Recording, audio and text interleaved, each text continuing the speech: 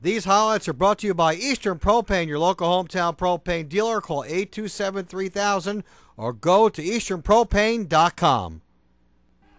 Wallkill Valley's Max Lehman started out well at 189 pounds. He scored numerous takedowns to decision Ralph Caratura 14-7. Then in a key bout at 2:15, Victor Ramos fends off a backtrip and pins Jeff Appolito in the third period, reversing the result of their bout just a couple of weeks earlier. Last time I was out of shape because I was sick, and it was one of my first matches back, and 3 hard days of practice really did make a difference this time. We were hoping to get out of heavyweight, not giving up more than 10 points because they had pinned us at 89 and 215 2 weeks ago at North Warren. On to heavyweight, Ed Mattice controlled Larry Osborne the entire time, but he settled for a major decision. 8-0 was the score. But at 103, the story would be different, as Kevin Antero needed just 50 seconds to pin John Endricat, and Newton goes up 16-3. At 112 pounds, Newton sends Tyler Samuel Siegel out to face the talented Frosh Zach DePini, but DePini figure fours the head and gets the pin.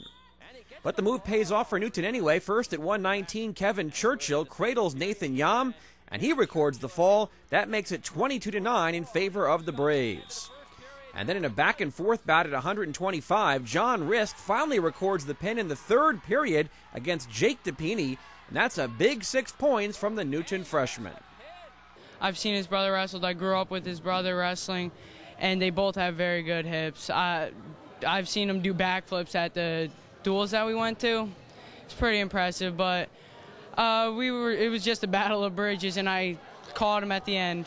He gets a little nervous out there sometimes, but he does his job. He's very talented. He's just got to learn to keep himself composed, and he's going to go a long way. Tough kid.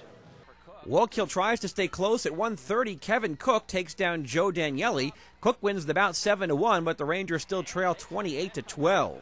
And Newton extends its lead at 135 when Kyle Molitoris is able to lock the cradle on Brian Gallagher. Molitoris with the fall in just over a minute. Cody Silvestri gets those points right back for Wallkill Valley at 140 pounds. He's able to pin a game Thatcher Iliff in the second period. Then in a good match at 145, the takedown right here by Wallkill's Casey Murphy spurs him on to a 4-3 decision over Kyle Huber. It's 34-21. The Rangers still alive. But Austin Alpaugh would end any suspense at 152 pounds. He came out determined against Evan Bolby and took care of business in just over 90 seconds to wrap it up. I already had 2 close matches with him.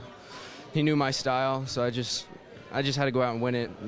Didn't really have to do much. Just kept it close and came out on top.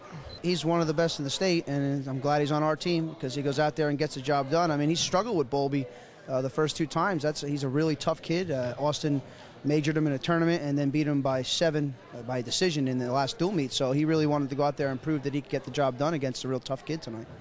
At 160, Wallkill's Ryan Callahan makes it look easy. He stays unbeaten with a pin against Shane Wiebold. A double forfeit at 171 makes the final 40-27 for Newton. We're still a little sick, so we had a couple guys that couldn't wrestle tonight that we might have used and maybe not moved around the lineup like we had to. Our 25-pounder's out. So we had to make a move, and that was the move to make. We moved our lineup around, tried to get the better matchups, and it actually worked out in our favor. And wrestled a lot better, didn't give up the pins, and got pins where we needed to. It's our house. It sounds kind of cheesy, but, in here, there's a different, just a better feeling, and we all really came through this time, and some of our key players didn't do exactly the best, or they didn't come out the way we thought it would, but our other kids stepped up. We were very happy winning our tournament this weekend. We were happy about winning Wallkill. My coach said nothing to be proud of until we beat Wallkill. We're not over this win yet. We just need to keep going and wrestle Kittatinny like we would any other team.